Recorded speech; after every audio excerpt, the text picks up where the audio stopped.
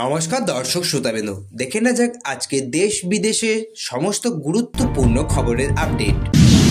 Village পুলিশের বাড়িতে তৈরি হয় বেআইনি বাজি, বিস্ফোরণে মৃত্যু অষ্টম শ্রেণীর পড়ুয়ার। বিজেপি 4-5 জন প্রথম দিন থেকে সাহায্য করছে বললেন তিলোত্তমার বাবা। আবাসী তালিকায় নাম নেই, ক্ষোভে জয়েন্ট বিডিও সহ প্রধানকে আটকে তালা দিল উত্তেজিত জনতা। ট্রেনের তরুণীকে হেনস্থার ঘটনায় জাতীয় মহিলা কমিশনের স্বতঃপ্রণোদিত মামলা।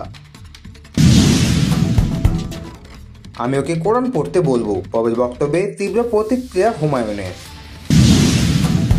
বিতর্কিত মন্তব্য করা অভিযোগে এলাহাবাদ হাইকোর্টের বিচারপতিকে তলব সুপ্রিম কোর্টের কলেজিয়ামের। ভিডিওটি ভালো লাগলে লাইক করে সাবস্ক্রাইব করবেন।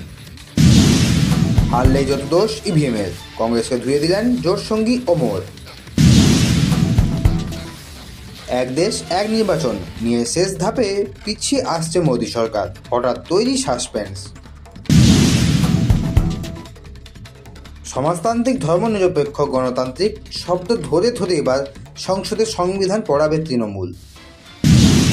খবর শুনেই কাঁপছে বাংলাদেশ, আরও বাড়ছে ভারতের সেনার ক্ষমতা, 20,000 কোটি বরাদ্দ মোদী। তবলায় জাদুর স্পর্শ স্তব্ধ, জাকির হোসেন প্রয়াত সান ফ্রান্সিসকোর হাসপাতালে, বয়স হয়েছিল 73 বছর। শুভেন্দুগড়ে ধরাশায়ী বিজেপি, কাঁথি সমবায় ভোটে তৃণমূল প্রার্থীদের একছত্র জয় জয়কার। ভ্যান চালিয়ে ব্যাট কেনা বাবর এখন শিখরে সতীর্থ, ভারতের হয়ে খেলার স্বপ্ন দেখেন বীরভূমের তরুণ। 65 মিনিট 10 জনে খেলে হার মোহামেডানের, ঘরের মাঠে এখনো জয় পেল না সাদা কালো ব্রিগেড। দ্রুত অতিরিক্ত চার্জশিটের দাবিতে টলিনা ক্রসিংয়ে ধর্নায় বসতে চান, পুলিশকে মেল করলেন ডাক্তারেরা।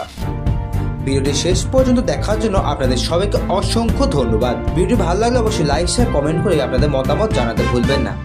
আসছি পরের ভিডিওতে গুরুত্বপূর্ণ খবরের আপডেট নিয়ে। সুস্থ থাকুন, ভালো থাকুন, ধন্যবাদ।